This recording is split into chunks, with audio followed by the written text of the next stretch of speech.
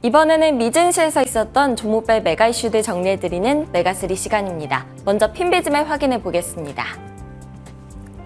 기술과 에너지 섹터가 올랐고요. 임의소비재, 부동산 섹터 등이 부진한 흐름을 보였습니다. FOMC를 앞두고 경계태세로 들어간 것으로 보여지는데요. 암홀딩스가 번스타인에서 투자 의견을 하향을 하자 4.5% 하락했고, 테슬라의 경우에는 모건 스탠리에서 수익에 대한 우려를 표하자 하락세를 나타냈으며, 전미 자동차 노조협회의 파업 우려에 포드와 스텔란티스, 제너럴 모터스는 일제히 하락세를 나타냈습니다. 종목별 소식 추가적으로 확인해 보면요. 페이팔은 모펫 네이던슨에서 총회의 성장률이 부진할 것으로 예상된다면서 부정적인 전망을 내놓자 2% 가까이 하락했고요. 모더나는 9% 가까이 하락하면서 S&P 500 내 가장 큰 하락폭을 보였습니다. 모더나의 공동 창업자이자 이사회 의장이 약 164만 달러에 자사주 15,000주를 매도했다는 소식이 들려왔기 때문이고요. 한편 화이자의 경우 이날 기자회견을 열고 올해 미국에서 코로나19 백신 접종률이 24%로 예상된다고 밝혔고요. 주가는 1.26% 하락했습니다. 국제유가가 2022년 11월 이후 최고치를 찍으면서 석유 관련주들이 강세를 보이고 있는데요. WTI는 올 3분기에만 30% 가까이 상승하면서 2022년 1분기 이후 가장 큰 가격 상승을 나타내고 있습니다. 이에 발레로 에너지가 1.8% 상승세를 나타냈습니다. 그럼 오늘의 메가3 확인해 보겠습니다. 오늘은 지난주 성공적으로 상장한 후 이틀 연속 하락세를 이어가고 있는 암홀딩스 이야기부터 시작해서요. 자동차 섹터 그리고 오늘 밤 새롭게 데뷔하는 암의 뒤를 잇는 IPO 기대주라 불리는 인스타카트 이야기 진행해 보겠습니다. 먼저 반도체 섹터부터 보겠습니다. 암홀딩스는 지난 목요일에 25% 급등하면서 나스닥에 화려하게 데뷔했는데요. 15일장에서 4.5% 하락한 데 이어서 또다시 4.5% 하락하면서 이 하락세를 이어가고 있습니다. 번스타인은 암홀딩스에 대해서 투자 수익률 하회를 제시했고요. 목표가는 공모가 51달러보다도 낮은 46달러로 제시를 했습니다.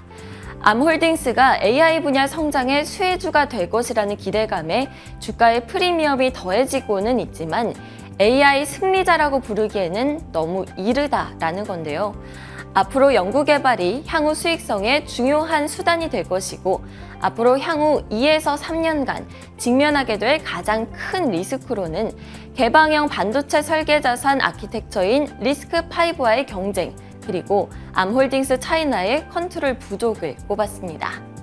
한편 마이크론은 도이치방크에서 투자 의견을 중립에서 매수로 상향을 하자 0.9% 올랐습니다. 목표 주가는 65달러에서 85달러까지 상향 조정했는데요. 올해 이미 마이크론 주가는 40% 넘게 올랐죠. 약 19% 더 상승할 수 있다라고 이야기를 한 건데요. 도이치방크는 디램 가격의 반등을 전망을 하면서 다음 분기 실적이 시장 예상치를 뛰어넘을 거라고 봤고요. 반도체 업황이 불황일 때에도 마이크론 주가는 잘 유지가 됐다면서 앞으로 실적 추정치가 늘어나는 만큼 제대로 된 주가 평가를 받을 수 있을 것이라고 내다봤습니다. 다음은 자동차 섹터로 가보겠습니다. 테슬라는 골드만삭스에서 실적 전망을 하향을 하자 하락세를 나타냈습니다.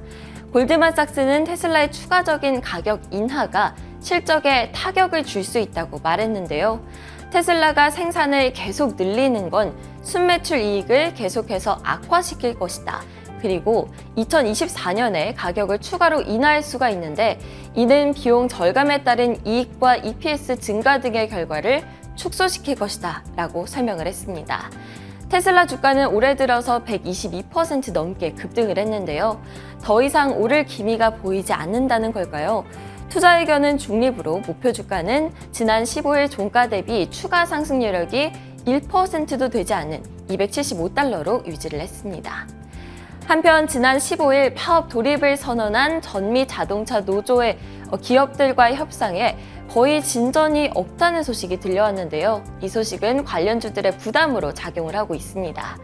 포드와 스텔란티스, 제너럴 모터스 일부 공장에서 노조원들의 파업이 진행이 되고 있죠. 노조 측은 더 나은 제안을 받지 못하면 파업 대상지를 더 늘리겠다고 경고한 상태입니다. 포드, 제너럴모터스, 스텔란티스 주가는 이에 따라서 각각 2.2%, 1.8%, 1.6%씩 하락을 했습니다. 니콜라는요, 올해 들어서 31% 하락을 하면서 부진한 흐름을 나타내 왔는데요.